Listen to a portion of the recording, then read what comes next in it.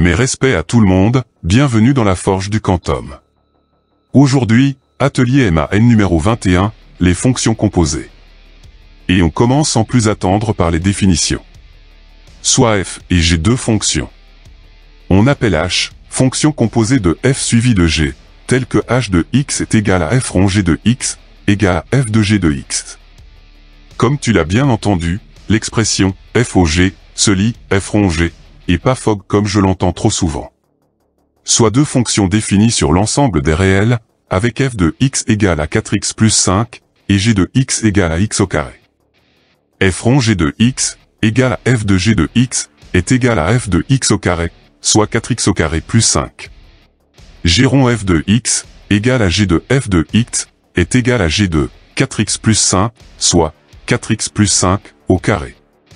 Comme tu peux le constater, f rond g de x est différent de g rond f de x, ce qui est normal car l'égalité est très rare. Cette égalité étant une exception, considère que quelles que soient les fonctions f et g, f rond g sera toujours différent de g rond f. Une fonction peut se composer avec elle-même, ce qui sera une puissance fonctionnelle. Dans ce cas, il sera plus commode d'opter pour une autre notation.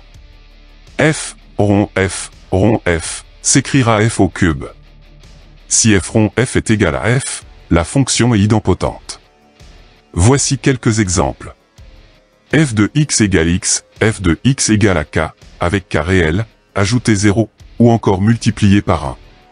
Fin des définitions, on passe aux caractéristiques et je vais avoir besoin de toute ton attention. Donc bois un coup, inspire profondément et on y va. La composition est associative, f rond g, rond h est égal à f rond, g rond h, aussi égal à f rond g rond h. Sauf tomber sur quelques rares exceptions, elle est non commutative, on l'a vu précédemment, f rond g est différent de g rond f.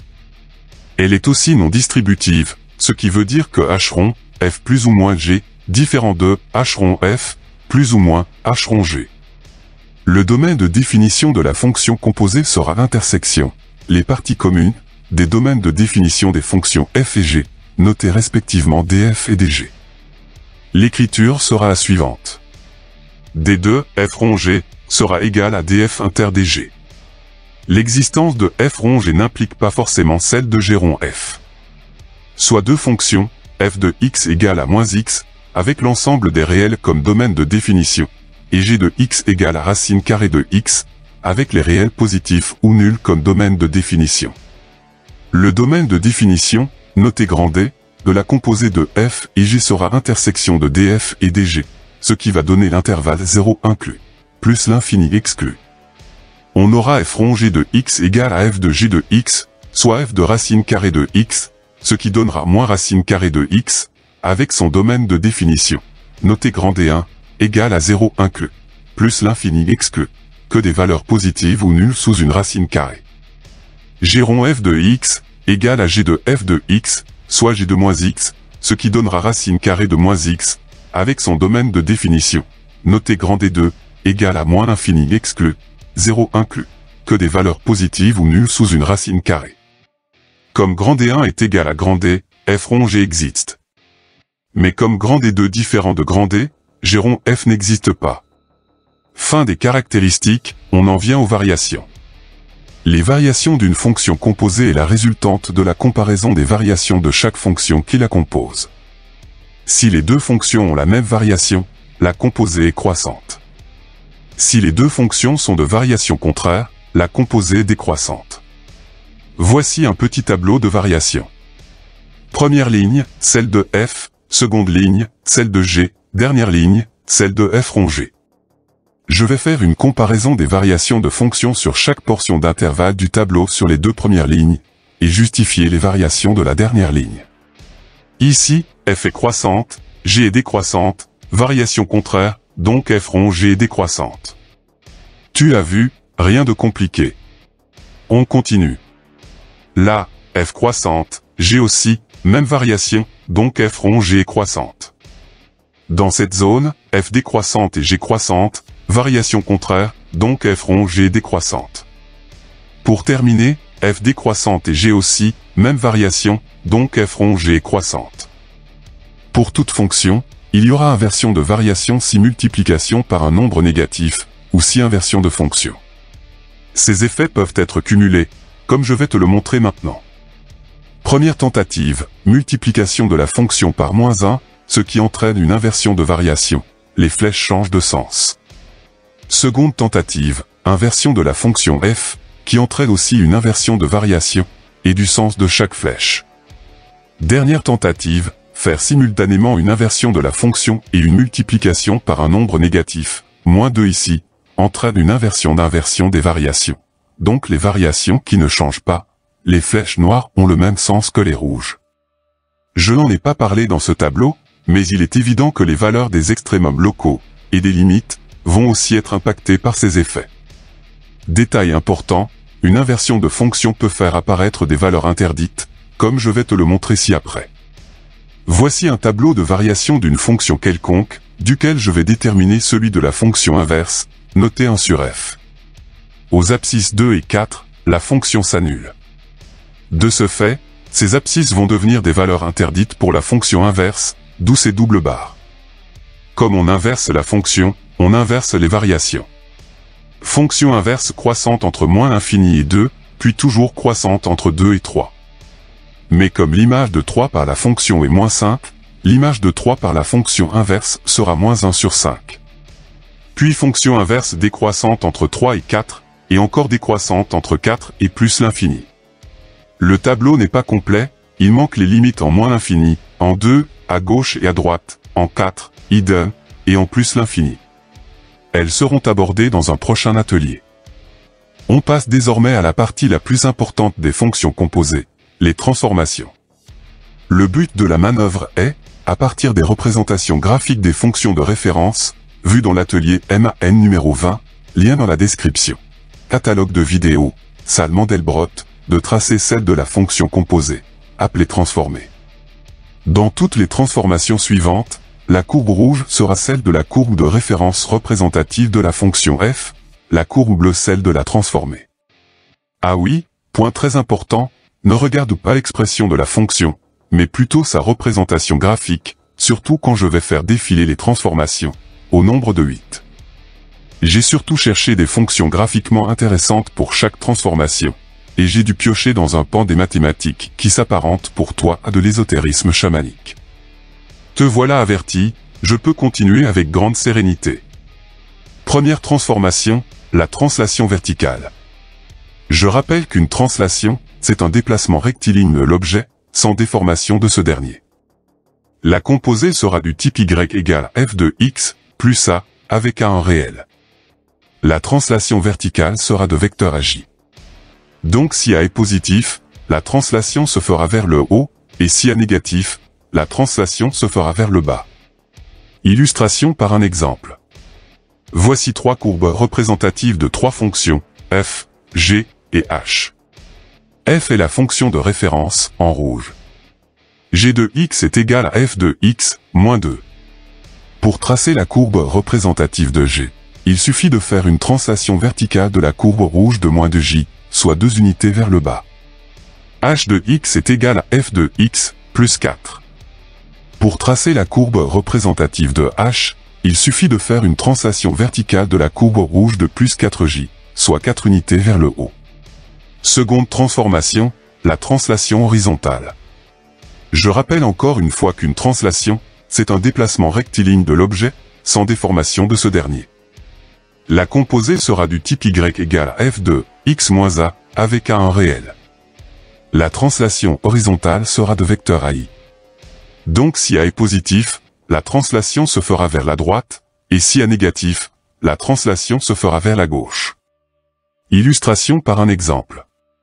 Voici 3 courbes représentatives de 3 fonctions, f, g et h. F est la fonction de référence, en rouge. G de x est égal à f de x moins 2. Pour tracer la courbe représentative de g, il suffit de faire une translation horizontale de la courbe rouge de plus 2i, soit 2 unités vers la droite.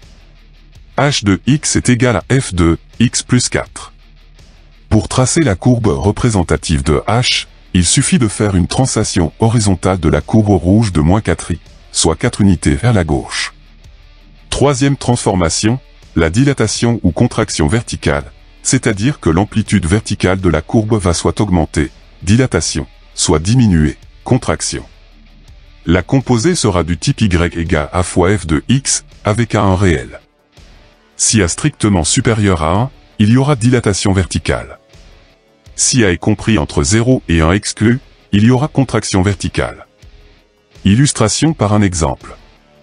Voici trois courbes représentatives de trois fonctions, f, g et h. F est la fonction de référence, en rouge. G de x est égal à 3f de x. Pour tracer la courbe représentative de g, il suffit de faire une dilatation verticale de la courbe rouge de coefficient 3, c'est-à-dire multiplier chaque image par 3. H de x est égal à 0,5f de x. Pour tracer la courbe représentative de h, il suffit de faire une contraction verticale de la courbe rouge de coefficient 0,5, soit multiplier chaque image par 0,5, ou les diviser par 2, c'est pareil. Quatrième transformation, la dilatation ou contraction horizontale, c'est-à-dire que l'amplitude horizontale de la courbe va soit augmenter, dilatation, soit diminuer, contraction. La composée sera du type y égale à f de ax, avec a1 réel. Si a strictement supérieur à 1, il y aura contraction horizontale. Si a est compris entre 0 et 1 exclu, il y aura dilatation horizontale. Si a est compris entre -1 exclu et 0 exclu, il y aura retournement et dilatation horizontale. Si a est strictement inférieur à -1, il y aura retournement et contraction horizontale. Le retournement, c'est une rotation suivant l'axe Y, et on le verra ensemble après plus en détail. Illustration par un exemple. Voici trois courbes représentatives de trois fonctions, f, g et h. F est la fonction de référence, en rouge. Et je vais commencer par traiter avec les coefficients a positifs. G de x est égal à f de 3x.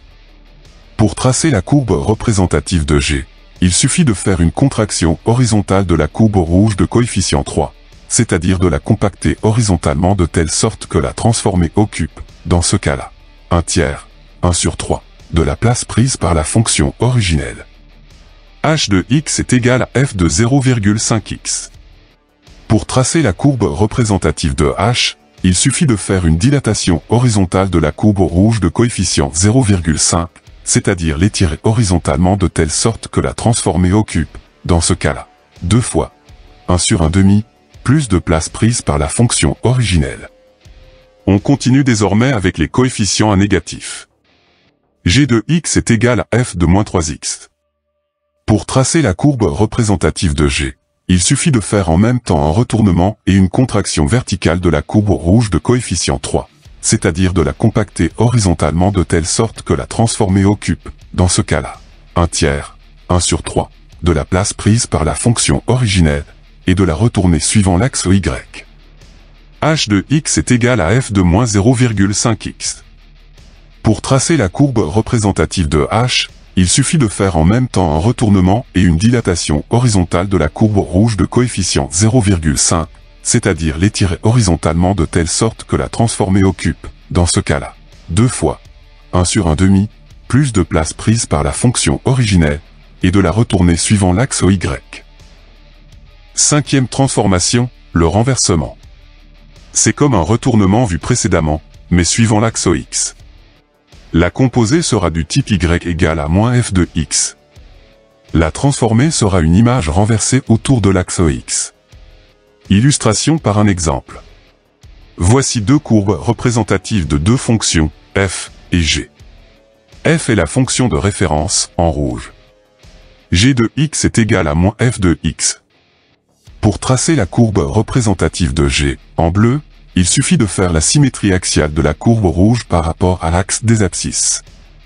Aucune complication, le plus difficile sera de faire cette symétrie axiale proprement et rapidement. Sixième transformation, le retournement, vu dans les dilatations et contractions horizontales. La composée sera du type y égale à f de -x. La transformée sera une image renversée autour de l'axe OY.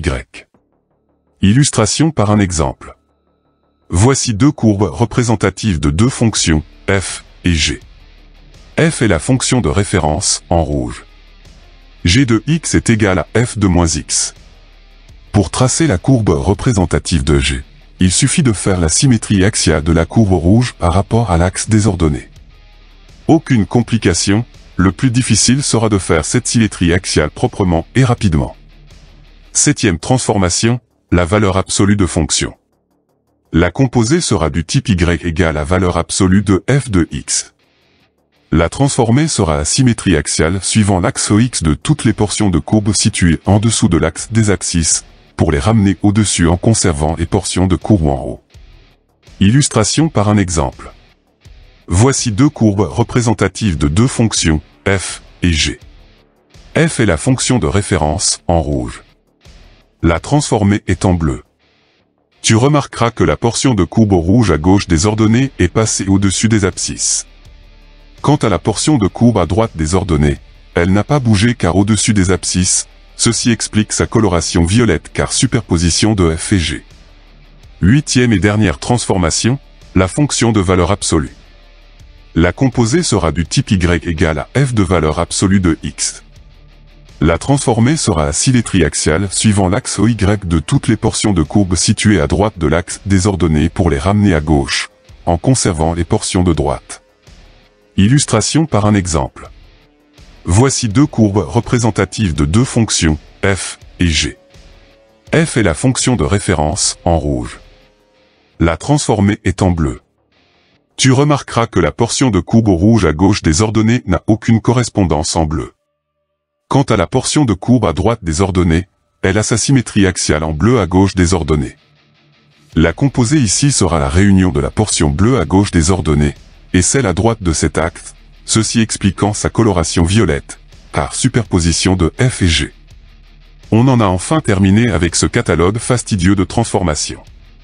Il ne me reste plus qu'à clôturer cet atelier par une note de fin. Sache que les effets de chaque transformation peuvent se cumuler. Un exemple valant tous les pompeux discours du monde, soit une fonction f qui sort un peu de l'ordinaire, mais ne te focalise pas dessus.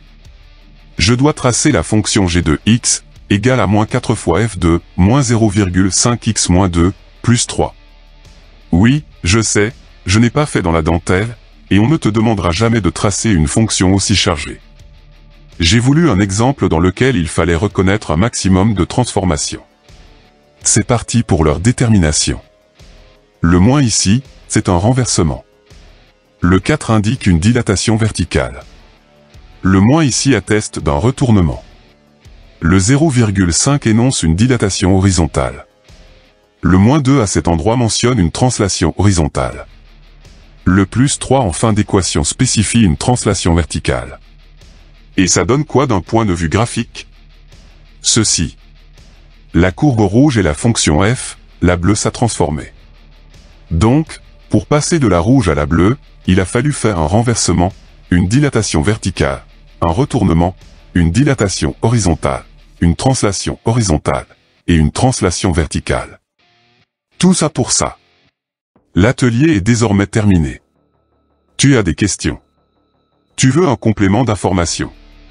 Rejoins-moi dans l'espace commentaire. Le cours complet en PDF, librement téléchargeable, est disponible dans la description de cette vidéo. Le tutoriel de travaux dirigés intitulé Forge MAN #021, fonction composée, est accessible, le lien est en description.